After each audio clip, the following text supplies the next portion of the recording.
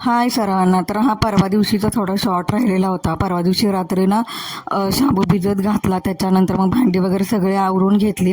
त्यानंतर इकडे ईशानचं बघा काय चाललं होतं, कपाटाच्या मागे जाऊन तो बलून टाकत होता आणि त्याला ते तसं काढण्यामध्ये खूप मजा येत होती, खूप इंटरेस्ट येत होता.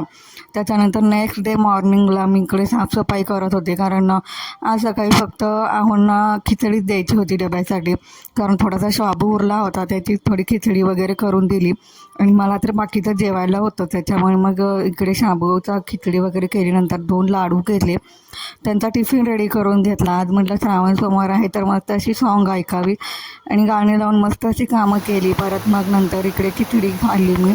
नंतर इकडे मस्त असा पाऊस चालू झाला होता, खूप अंधार पडला होता. त्यानंतर संध्याकाळच्या वेळेला मी इकडे पुरणपोळ्या केल्या होत्या. नंतर ना मग इकडे ईशान आणि त्याच्या पप्पांची अशी मस्ती चालू होती. तो बॉल असं पायाने मारत होता, पप्पा पण त्याच्यासोबत खेळत होते. खूप मस्त एन्जॉय करतात ते दोघं एकमेकांसोबत असले की. त्याच्यानंतर आमचे थोडी देशभक्ती जागी झाली. असा होता आमचा दिवस. पुन्हा भेटूया पुढच्या व्लॉगमध्ये. बाय.